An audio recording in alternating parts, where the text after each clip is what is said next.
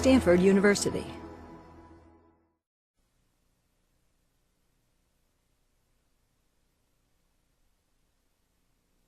Host on Wednesday afternoons. Hello out there in online land as well. So first of all, let me check in. Are we cool with all announcements, my friend? Okay, we've got it. That's good. And then that means we can take off.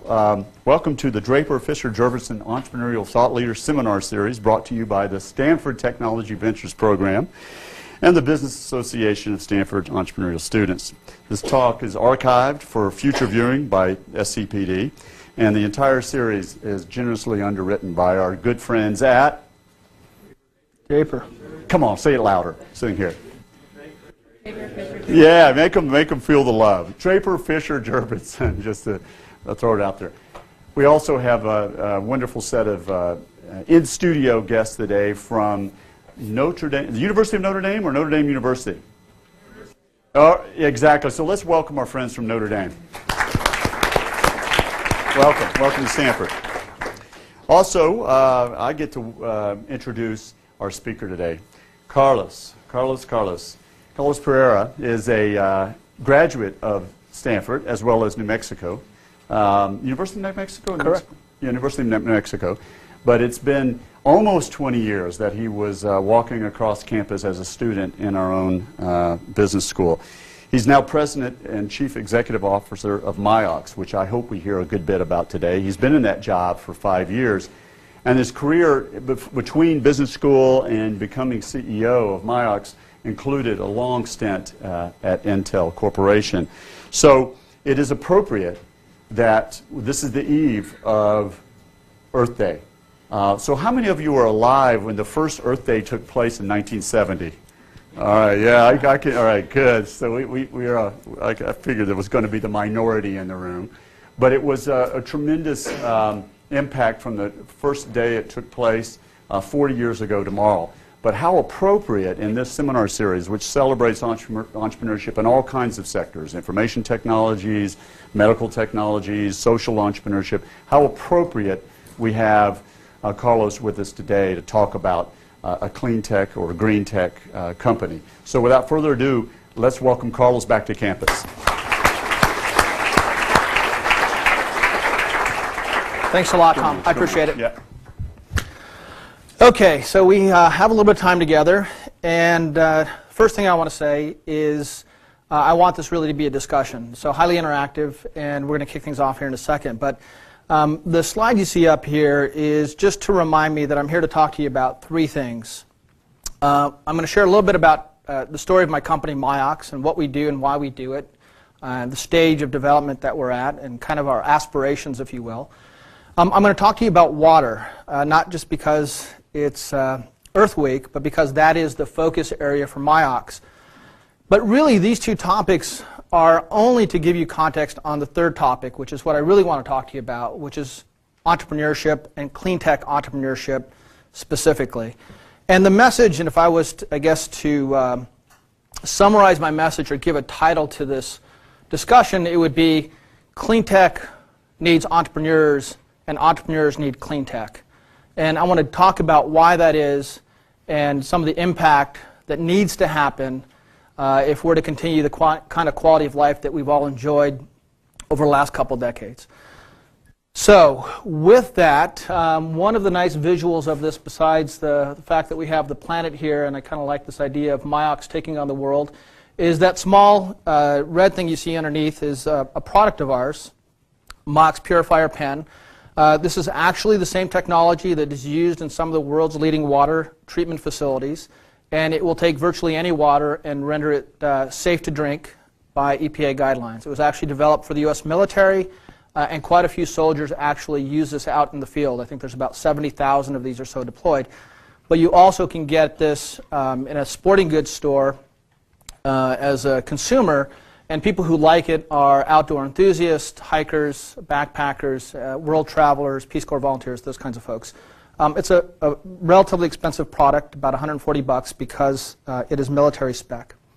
So I have one of these as a giveaway to start out the conversation. And lo and behold, in bending over, I have displaced one of my wonderful mics, but they told me I can go on with one mic.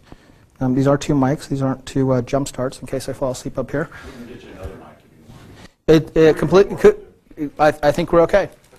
Okay, so I'll be more careful as I bend over.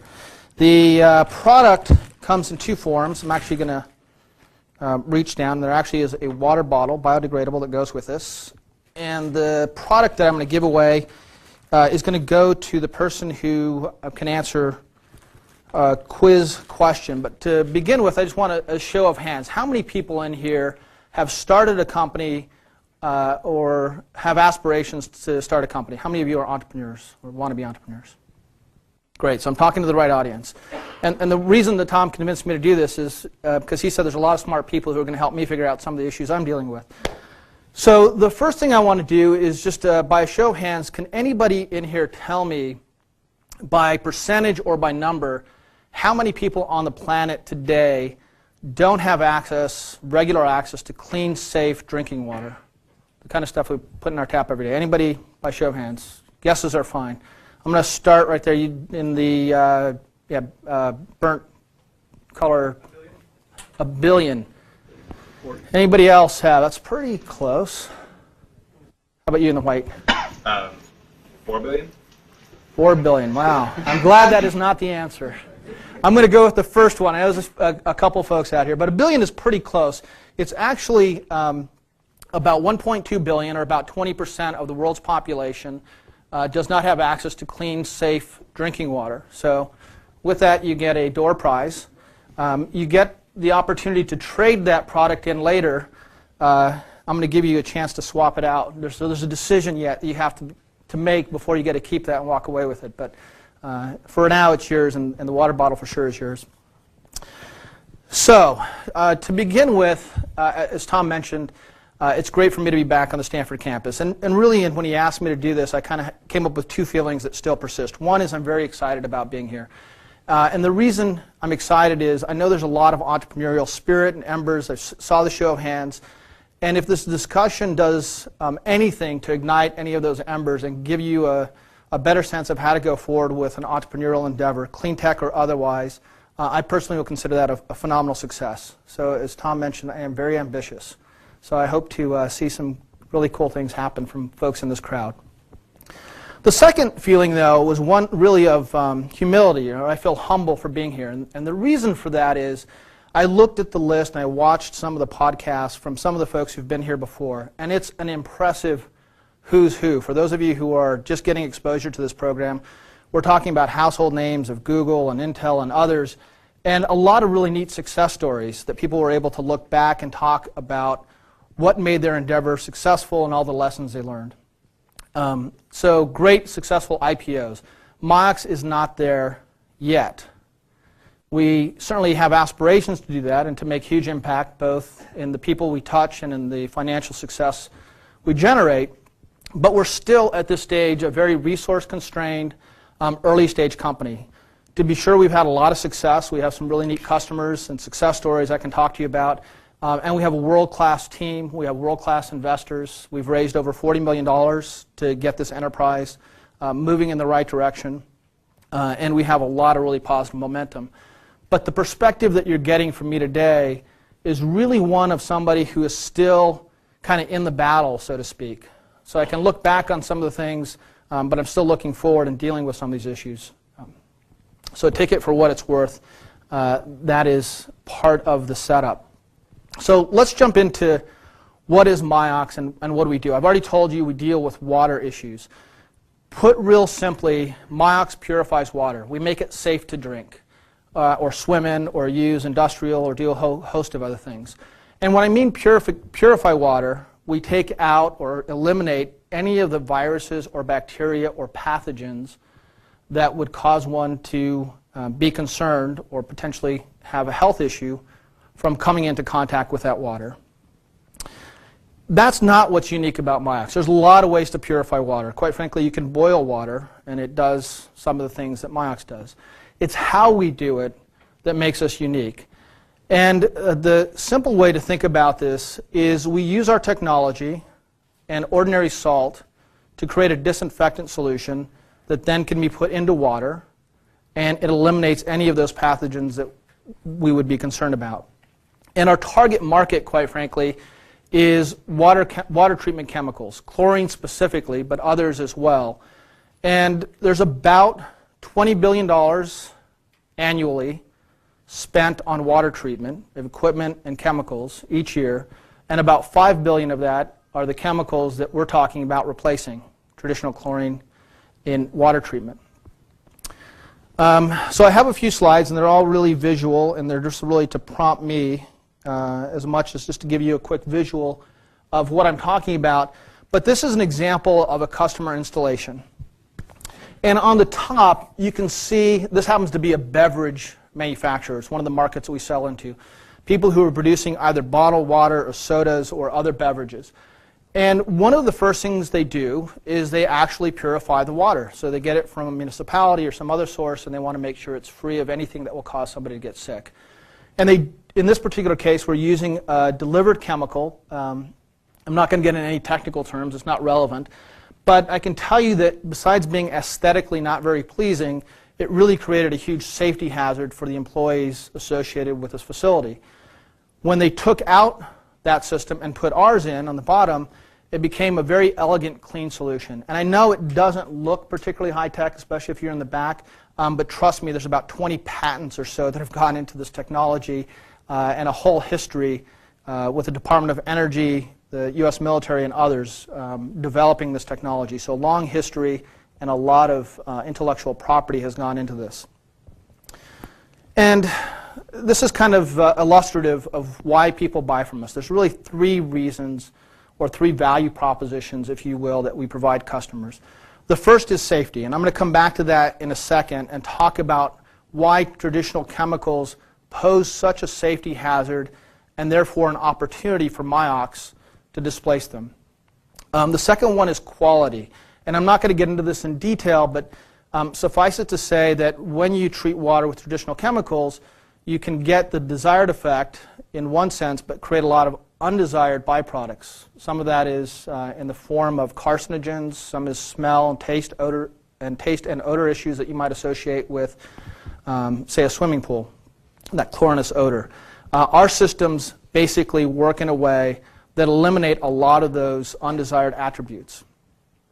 But the third reason, and the key piece and a key theme of all of this, is we offer a value proposition of economics. That is, we save people money from how they were doing things before to what it looks like once they use our equipment. And in the particular case of this example, I think they paid for the system in less than a year, and over the span of a 5 to 7 year lifespan, 80% reduction in overall costs. So let me take a step back and talk to you about chlorine for a second, which again is my target market. I want to replace everywhere you use chlorine, in your swimming pools, in drinking water systems, in beverage manufacturing, etc. But chlorine is a large market, and it's been around in water treatment for good reason. The graph that you see up here is really just to show you that we didn't always treat our water, and this is in the U.S., but unfortunately you could actually apply the same type of curve today to places that are not treating water at the same level that we do here in the developed world. And it shows in the early 1900s that there was a very high rate of not only illness but mortality, quite frankly. It means you got sick potentially and or could die from drinking water. And that happens today. So when we talk about 1.2 billion not having access to safe drinking water, that results in a couple of very alarming statistics.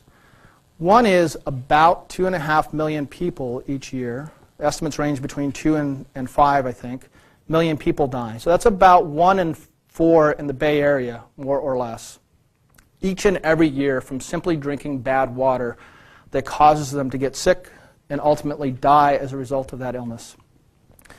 I think even more alarming is estimates are that one half of all hospital beds in the world at any given time are occupied by somebody, are occupied by somebody who drank bad water or didn't have access to sanitary conditions as a primary reason why they ended up in that hospital bed. So it's a huge health issue. And indeed, when we started chlorinating our water, And I don't know if you know this as a general rule, but it's not just in our swimming pools, it's in our drinking water that we actually put small trace amounts of chlorine to eliminate these viruses and bacteria. So if it's so good, why do we think at Myox that we can replace this and offer a value proposition? Well, one of these I've already talked to you about, which is quite simply that chlorine is inherently really hazardous. In small trace amounts, it's very effective at what we want, but stored and transported in any appreciable quantities, it's a huge safety risk. And I'm not going to read this slide. I will just say that the New York Times article on the one side highlighted this issue a couple of years ago when it said the most dangerous place in America was next to a chlorine facility. And the reason for that is it poses a serious risk of accident or intentional terrorism. And in small trace amounts, it actually does very nasty things to folks. It's the main ingredient in mustard gas. If you think about what happened in World War I, and it does some pretty nasty things to your lungs. So it poses a huge safety risk, and indeed to not only the communities, but to the people who are actually operating these facilities, they would like to get rid of it and not have to get in safety gear and take all the precautions. So that presents us an opportunity. Sorry, I'm going to stay on this for just a second longer. The second one, though, is quality. A lot of folks don't like the chlorinous odors. They don't like the byproducts. They want less chemistry or chemical in their water. And Myox really has a really unique value proposition there as well, meaning if you were to swim in a pool, and we have lots of pools that are using our system, you don't smell the chlorine. You don't get skin and eye irritation. Your eyes don't burn, those kinds of things. But at the end of the day, it comes down to cost. And that's one of the themes I want to really weave throughout this discussion is if you can't give people an economic value proposition, you're really not going to get a particularly large segment of the market. And so all of our energy has been on driving our costs down to give more economic savings to the customer. So I've talked a little bit about some of the customers, and the market that we're going after is anybody who's using chlorine. We're on naval ships. We're, again, in the military. Soldiers use these to get water out of streams or even, quite frankly, a dirty mud puddle to turn it into safe, drinkable water. We've been in municipalities for a number of years, so there's about 1,000 communities throughout the U.S. that use our systems. And more recently, we've started to get into high-end hotels and hospitals and other resort properties, in particular around water reuse, which is another topic that I'm not going to get into today. We've been introducing products into the beverage market, which we showed you earlier. And then the last area, which isn't necessarily a market for us, but is one of the reasons we exist, is to deal with not only disaster relief situations, but also the developing world. And this is one of my favorite examples of a customer. It's actually a small school in Honduras. And we didn't sell this to the school. There was a partner, an NGO partner or nonprofit organization who came in and said they wanted to do something around water treatment, got educated on systems, purchased ours, and then went and took it to Honduras, and they've replicated this model. And one of the things that is exciting about this is that our systems have dramatically improved the health and the quality of life for the folks in this village, but this organization's even smarter than that and smarter than we are. They didn't give the system to this small community. They went in and they trained them on how to do a water co-op. And so the end users have better, cheaper water, but they also created a water co-op that has jobs and sustainability. So they actually charge a nominal amount for that water, and as a result can not only maintain the system, but actually you have micro-entrepreneurship going on. And that is a phenomenally powerful tool. Believe me, when you can get folks that can improve their quality of life and your product is helping do that in two ways, it's really, really fulfilling. So I'm a little behind schedule. I'm going to move quickly and talk about why water. And I'm going to rifle through some of this, so if I don't hit on something or it doesn't quite make sense, you'll come back and you'll quiz me on it later in the questions. I'm not going to read this at all. I just want to show you the blue and the yellow and orange colors. This is a world map. And really, when you think about water, which is a very complicated subject that we all take for granted, there's two dimensions of water that I just want to communicate to you. One is the availability, or conversely, the scarcity, And that's what this is meant to represent. And the other is quality, which I'll talk about in a second. In terms of availability, you have to think about this not only in terms of how much water you have, but how much water you need or are using. And so counterintuitively, there's a lot of areas that are very arid, meaning that it doesn't have much water, but there's not a high stress load. There's just not a lot of water usage. And conversely, there's places like the US that have a lot of water on relative terms, but we use so much for agriculture, for power. Drinking is actually a very small percentage of this. But for all these other reasons and manufacturing, and it puts a lot of stress on our systems. It means that we're depleting our aquifers, we're depleting our lakes, and if we don't figure out how to either reduce consumption or water reuse, we're going to run into some pretty serious issues, and indeed we already are. You see this in places like Southern California, Phoenix, Nevada. All these areas that have actually had a lot of development have very little water. One of the ones, and it's really hard to see on this because it's so small, but Florida. Who would have thought Florida has a water issue? Tremendous water issue because most of the water there is unusable in its current form. Just as a small aside, I'm a true believer that there's really not a water scarcity issue net. It's really one of how much energy you have to put into the water to get it where you want it and the condition that you want it. So a lot more energy going into water to get it in the places that we want it, in the condition that we want it. So, I'm sorry, your name, who guessed 1 billion, which was pretty close. I guess you're a 20% margin of error. True. So I'm going to give you a choice. Wow. Okay. This is a little bit different than what I thought because the other one spilled, but you get a choice. You can either drink this water or you can drink this water. And if you choose to drink this water, I get the pen back. And if you choose to drink this water, you can keep the pen. No, I'm just kidding. Yeah. I won't walk you through that. I do want to just take a quick demo of the pen so you know how to use it.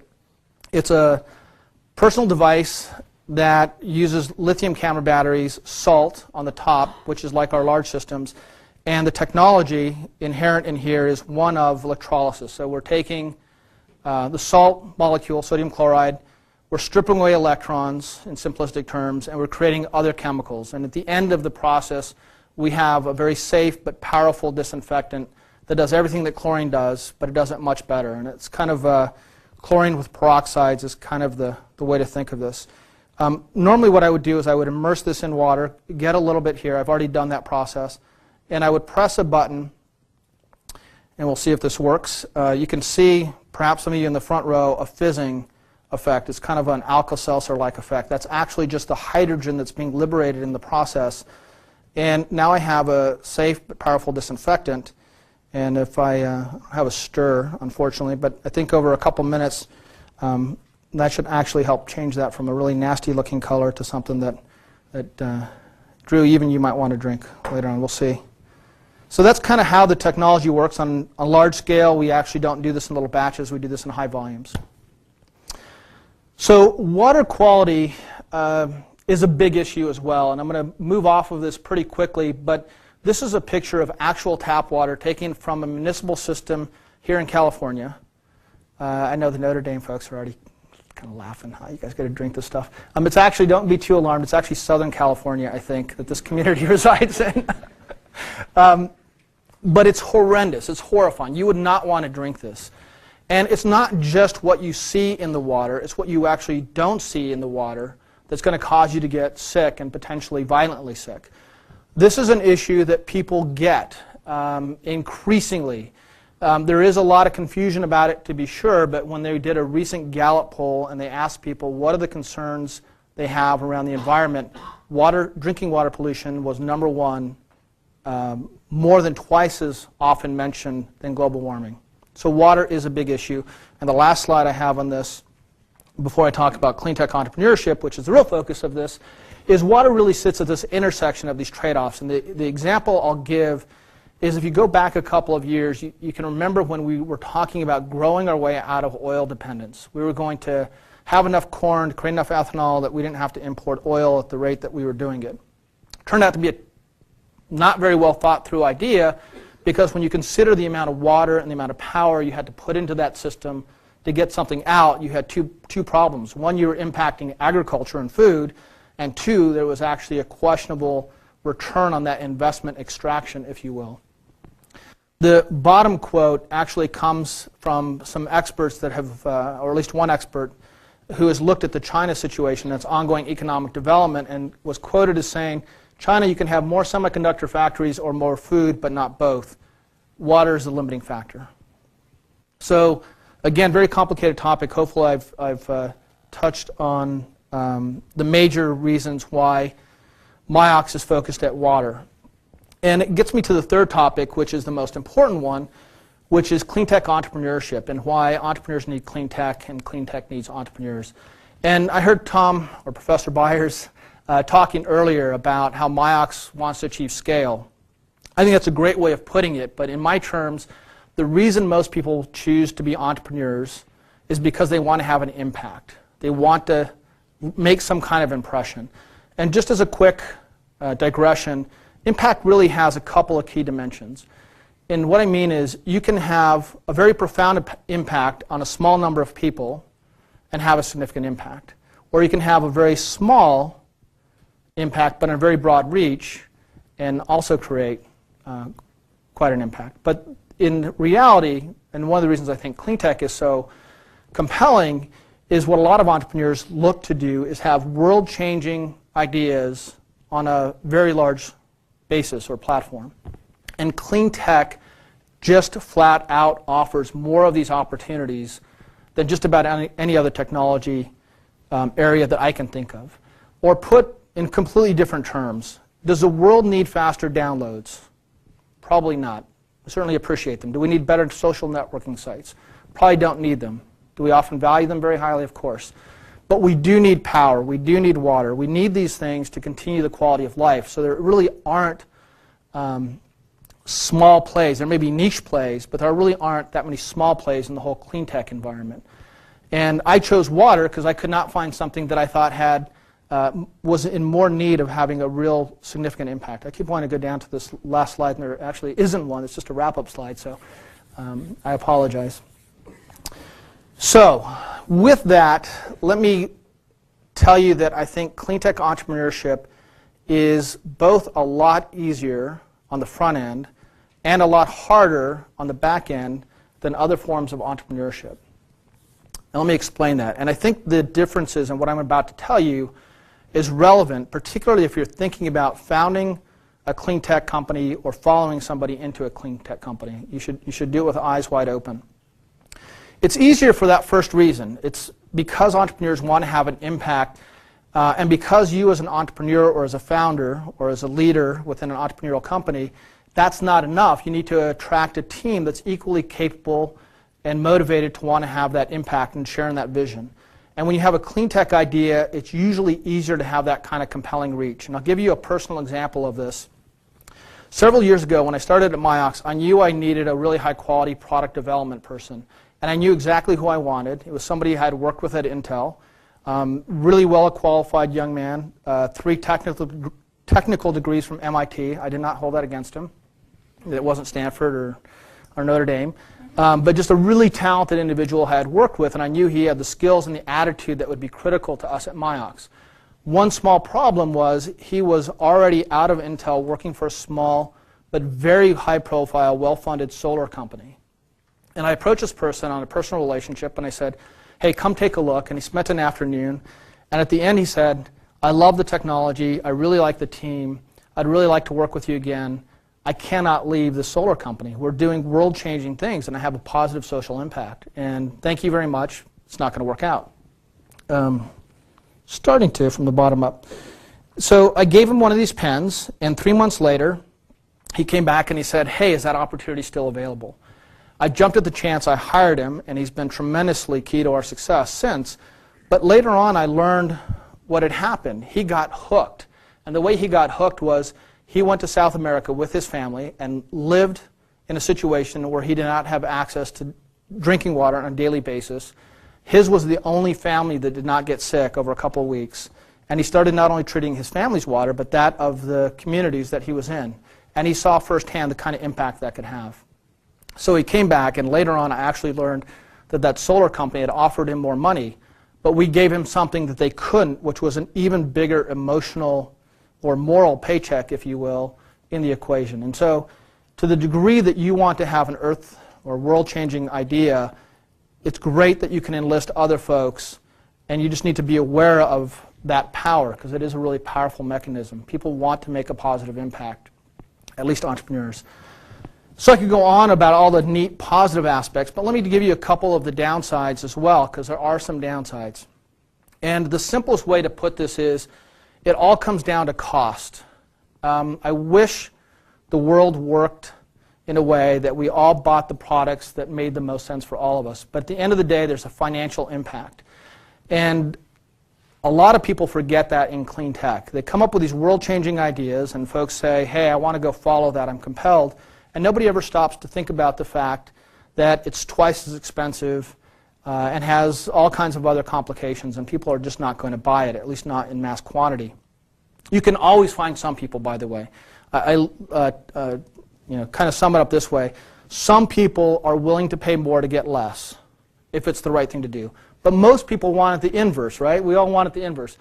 Give me more and let me pay less. And that's really why we've had to focus on having a really key economic value proposition. I was at a press event last night with a solar company and a solid-state lighting company and about 10 people from the press. And I can tell you right now that there's just a lot of hype and a lot of confusion around clean tech. People really, they hear the term or green tech or environmentally sound and safe, and they get all excited, and then they find out, well, it costs twice as much or 3 times as much, and then that dissipates very quickly. And I'm glad to say the 2 other companies I was with, like Myox, were really focused on how do you do things better, but how do you also make it cheaper? And that's the only way you're going to get folks to convert, or you're going to subsidize it, or you're going to regulate it. And that leads to a whole different set of issues in clean tech, which I won't get into, but let me just say that the often clumsy hand of the government is just something that you have to contend with in clean tech more than in most other entrepreneurial endeavors, and be prepared for that.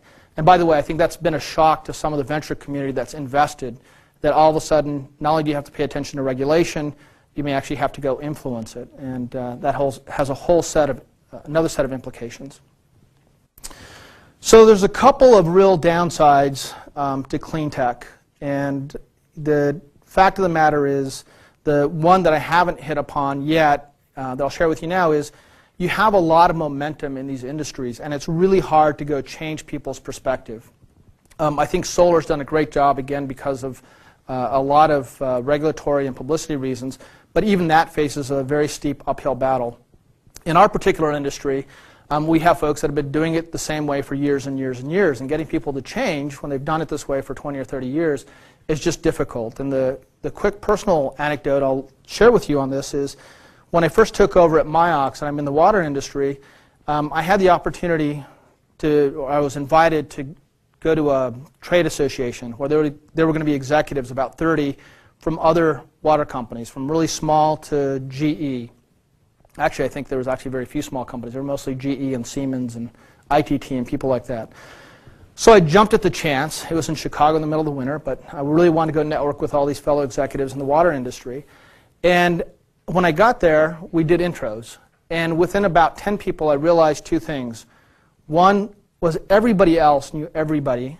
So like all the people in this room knowing everybody else, and I'm the new entrant. And the next least experienced person in the industry had 26 years. So you can imagine this is a little bit like, oil and water, and they had some ideas and some tenets that I didn't buy into, and I had some ideas and tenets that they certainly didn't buy into. So it's just that momentum of change. So with all of that, before I get into the questions, I just want to contend and pose to you that I think the positives of clean tech far outweigh the negatives.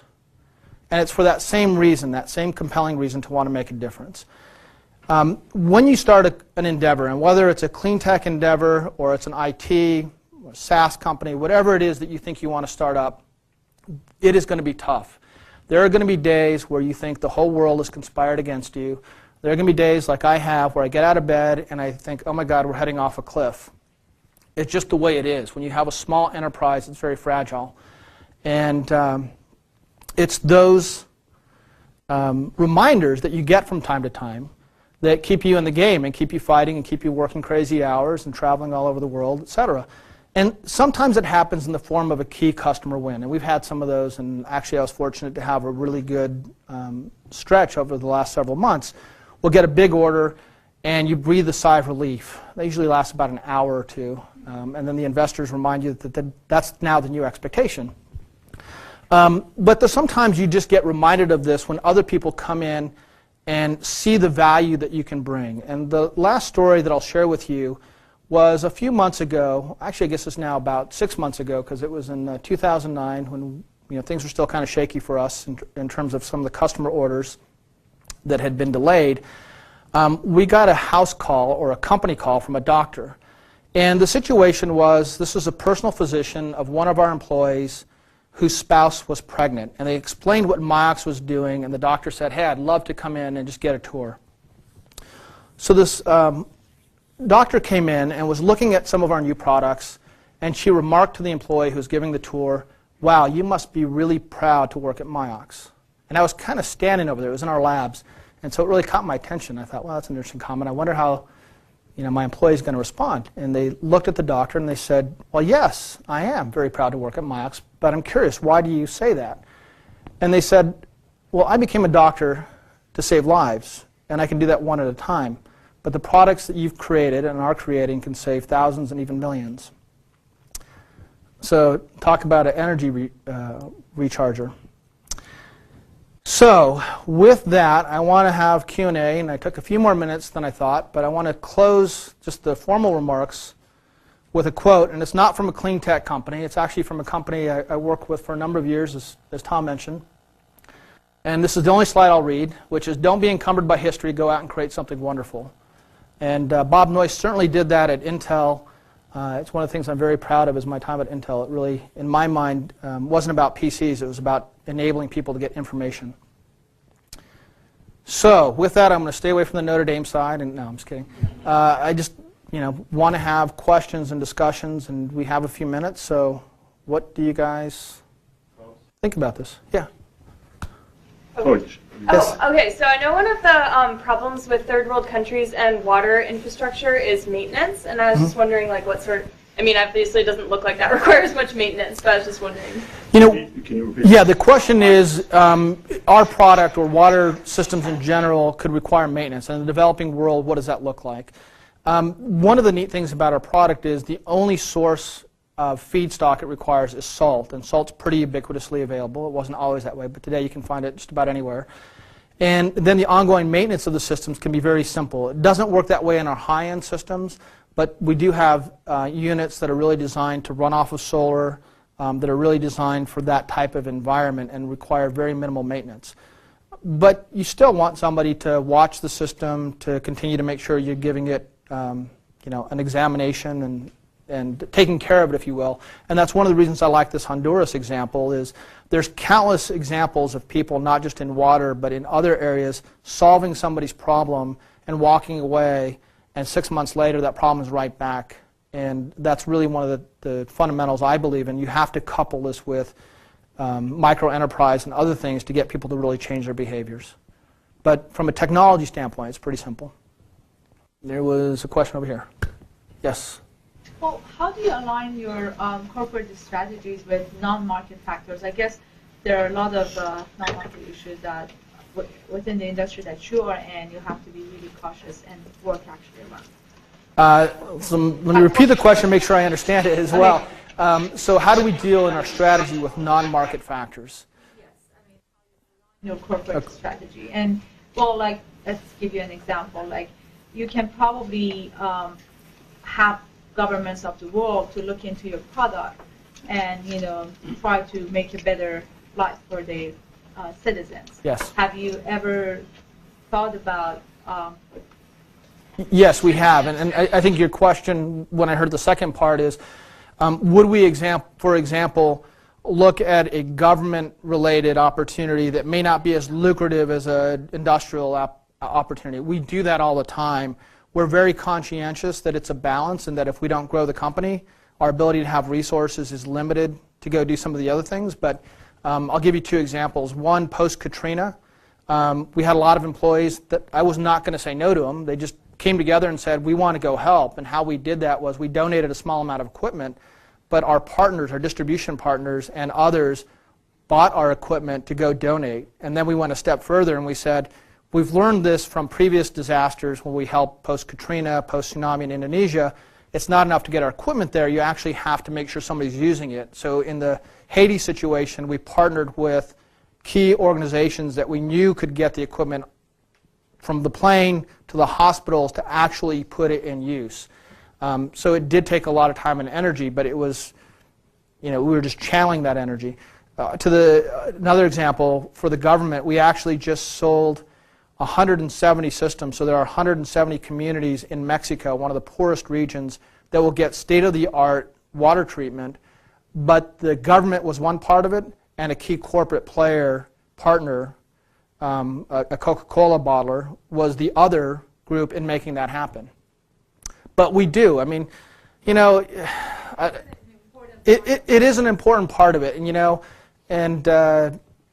your investors are always going to push you to do what's the best utility of the resources that you have at hand, but you always have to look at it in terms of it's not just a one-time deal. You're going to have ongoing opportunities, and a lot of these relationships where we call it doing well by doing good. When we're doing something that may seem to be very humanitarian or social in nature, it leads us to some really phenomenal business opportunities. And I think people forget that. It's not an either or. And I wasn't around then, but when I hear about Hewlett-Packard and how it started, it really had that same kind of mindset. So, it's not just about the profits and it's not just about the impact. You really have to have both pieces kind of working together. And, sometimes you have tough trade-offs, but I would have loved to have donated more equipment to Haiti. But the small amount that we did, I know, impacted probably hundreds of thousands of lives. So, great question. Is playing a role in reducing water consumption as well as in, expediting its purification? It is, and the question is Myox playing a role in, I'll call it water reuse. I'm not sure if those terms you use, but reducing consumption, yeah. Yeah, and yeah, it's part of the same equation, and to be clear, I can't think of a couple of examples where we're actually reducing water usage. I'll give you one. In the beverage example, that picture wasn't of this particular part of the process, but we have now bottlers of sodas and bottled water who are using our systems to sterilize their process, clean in place, if you will. And by using our systems, they can do this in 15 minutes instead of 45 minutes, and that's 30 minutes of water that they're not flushing through the system that's also heated up. So we're reducing water usage in that case. But more often, to your question, we're used in water reuse systems that instead of taking water in and then dumping it to the environment, what folks are getting smart about is taking that water and using it, retreating it, and then using it for other purposes. We have a Hyatt resort that I love to talk about because it takes water, treats it with our systems, saves tremendous energy as well as water because they don't have to pump that water from one place to another. They already have it. They just use our systems to treat it. And then they water the golf course and all the agriculture on the property. And when you do the economics on that, it's amazing because it's not just the chemical you're saving. You don't have to pump the water, which is really one of the big energy consumption aspects of water. So yeah, and increasingly that's part of our strategy going forward, quite frankly.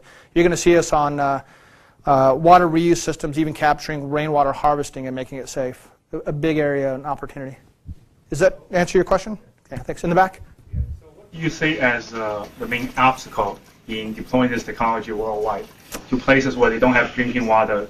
Is it pricing? Is it accessibility? Is it government policy? Yeah, the question is, what is the limiting factor to getting this deployed worldwide and even more aggressively? You could be on my board of directors. I get that question all the time. There's really a couple of things, and some of which are in our control and some of which are not. The one that's in our control and that we're working very aggressively to deal with now is it's about finding channel partnerships. I'll give you an example. We had really good success in the U.S. and in Mexico in beverage, which I talked about earlier a couple of times, and then that same corporate player said, we love this, Now we want to go take this to Europe and East Europe and other places, even in the Middle East. And we said, whoa, we're not prepared to go do that just yet. And so we had to go find partners, and we're in the process of doing that, who can actually install and maintain. So it's not just the sales component, but you actually have to have somebody who installs the system and maintains the system, et cetera. And so it's really having those kind of channel partners, if you will, in place.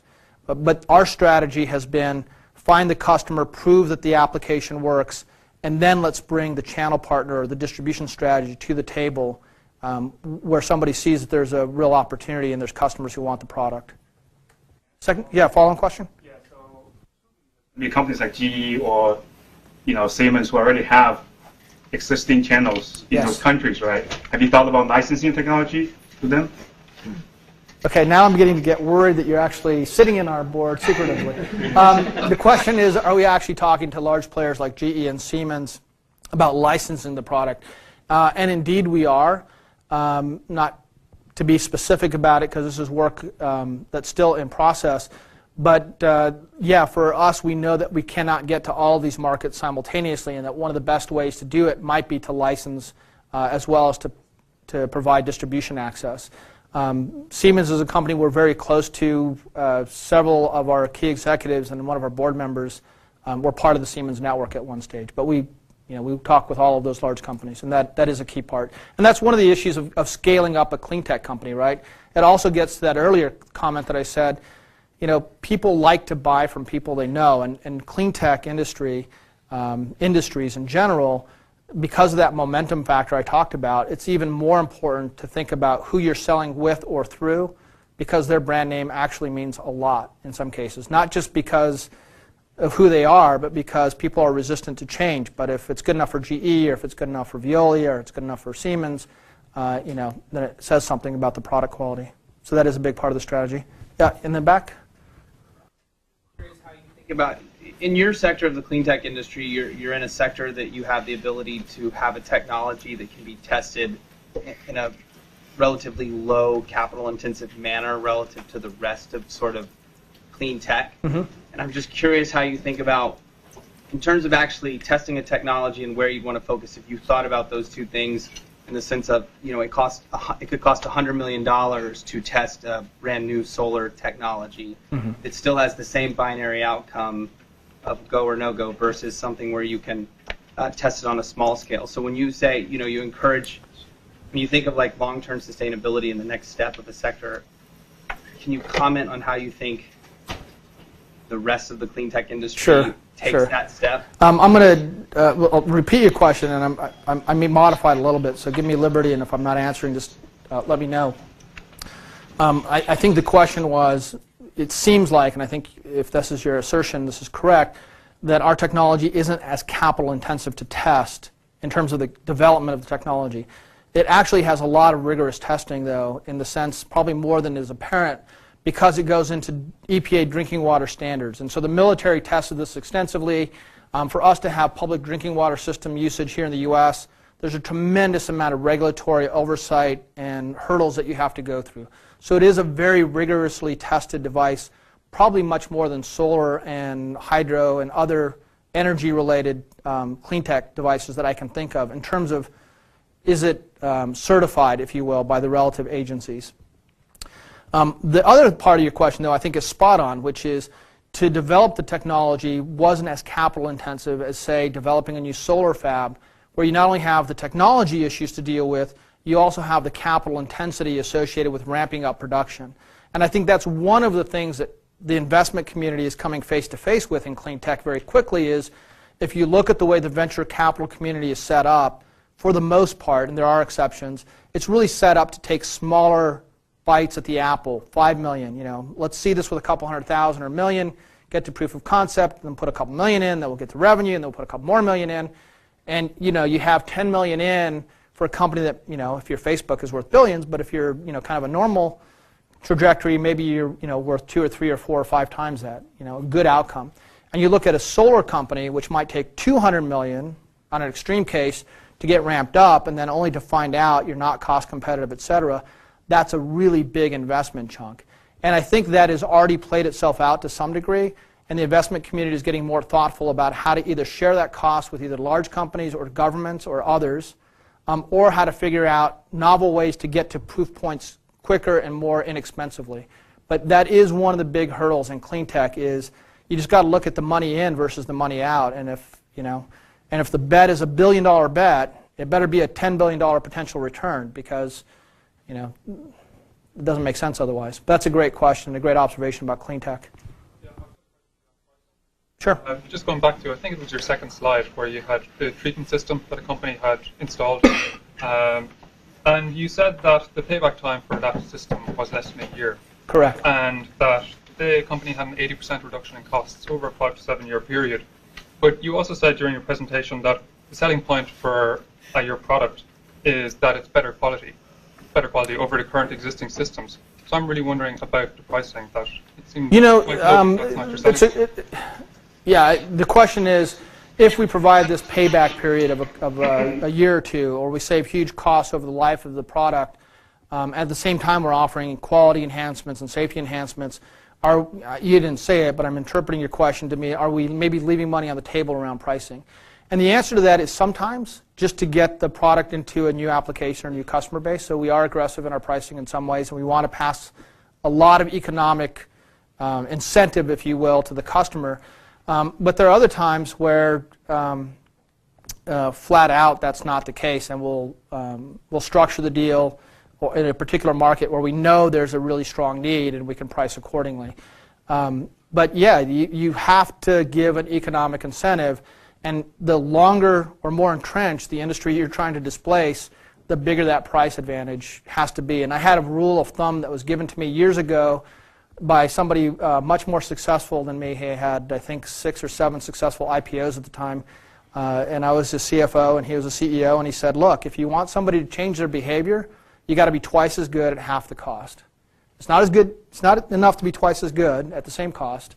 You have to be twice as good at half the cost, which kind of gives you a rough 4x better mindset. I'm not sure if you can distill everything down that way, but I truly believe that. If you want to get more than the early adopters, more than those first few folks, and there are some people who actually pay more if they realize there's a benefit. And some of our early customers were like that. They didn't get any economic payback, but they knew they had a huge safety benefit, or they had a concern about the environment or about their worker safety or whatever it might be, and they still paid that premium. But that's not how you get the mass markets.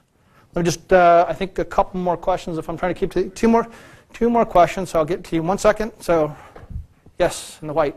Could you explain how the company was founded? Did you tinker in your garage? Did you get a license from someplace like Stanford? Or? I was hoping to avoid that question. No, I'm just kidding. It's a great question. What's the origins of the company? How did it start?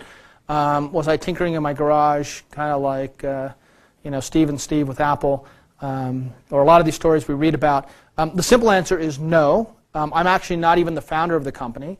And the company itself started many years before I joined it. It was really a bunch of ex-Los Alamos Labs scientists who were working for the government doing some novel research funded by the Department of Energy and the military.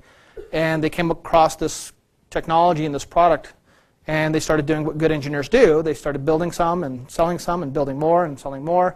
I came across it, and it was very much focused at military and government applications. And so one of the things that I kind of think about as a parallel, I didn't say this earlier, but in the market sense, I think one of the reasons we may really succeed in a phenomenal way is we're kind of like a cell phone is to telecommunications in water treatment. We take the whole equation and we push it out to the end user, and we give them the power to create what they need when they need it. But to your origin question, we're kind of like lithium batteries. If you look at a lot of technologies, they started with real military applications and then eventually found their way into the industrial or commercial sector, and then ultimately even to the consumer sector. And we're kind of following that path. The technology did incubate for a number of years, so it's not quite as sexy as I was sitting there with a couple of really smart folks and tinkering. I came across the company and intersected at a time where it was really looking to go a commercial path, and I got very excited about it. So last question. 2 questions. So last 2 questions. One is sort of maybe to help the room get some ideas for social entrepreneurship. So I'll ask that one first. Okay. So water, the largest growth area for water technology, for me, it's in desalination, but I was wondering, because that would probably do the most to, take care of the stress points in the world. But I'd like to hear your thoughts on where the largest growth, not where the largest market is today, but where the largest growth area in water technology is going to be. Let me answer that one first, and then you said you had a second one, or maybe even a part B to that.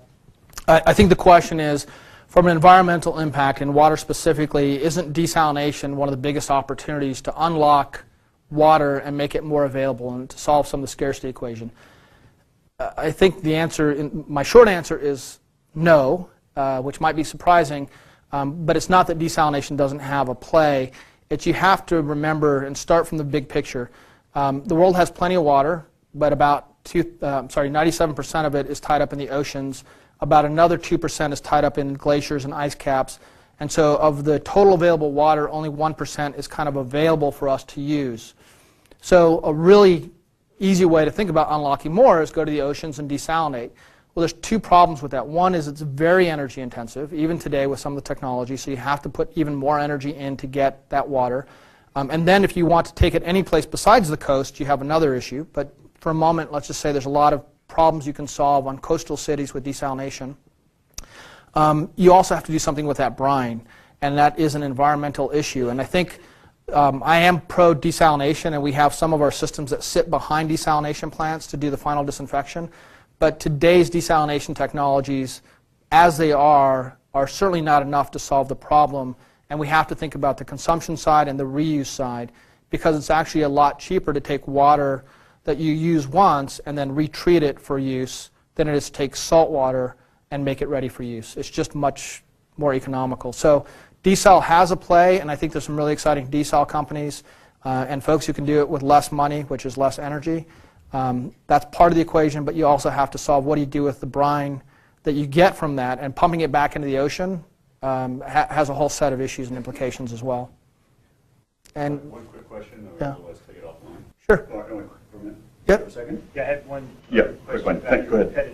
your competing technologies. Just like you mentioned Siemens, and I think they're doing a lot in UV and some in ozonation. And I read that New York City, they just did a big UV installation or something like that. How does your thing complement or compete with the UV and the ozonation? Yeah, great. And this is just a curious question. Yeah, there's you obviously know a lot about water treatment. No, yeah, well, you know more than the reporters I was talking with last night, so that's good. Or maybe it's very bad. There's a lot of technology that do water treatment, from filtration, and desalination is kind of an ultrafiltration or reverse osmosis process often, UV and ozonation and others.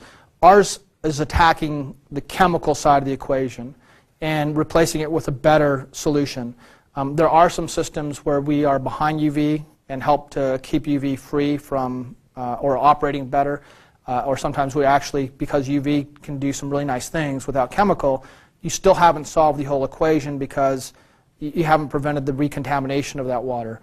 And so, ironically, in the US at least, UV is a really strong play in wastewater.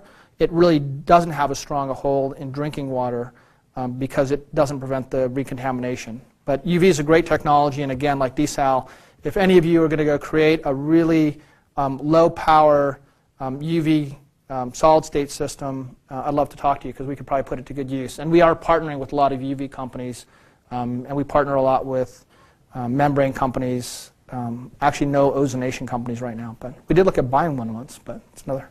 All right, thank you, Carlos. Okay.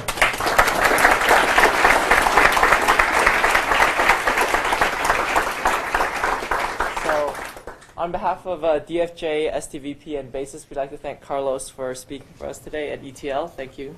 Here's a trophy. It's a trophy for speaking. I never had them. For speaking, yeah, you win. Yeah, thank you guys for coming.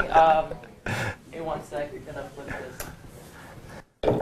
Thank you, George, by the way. And thank you, George. Yeah, we're going to be doing a dinner after at 6:15 with Carlos at Tamarind. We actually have 1 or 2 spots open, and if any of you guys are interested, please come up to us afterwards and we can talk about it. And next week, the code is going to come up in a second. But next week we have Joe Kennedy from Pandora, the CEO of Pandora, Princeton University alum. It's going to be a great talk, so make sure to come to ETL next week. Once this. That's all right. I'll just write it through. All right, so adjourn? Yep, and that's all. Thank you very much, everybody.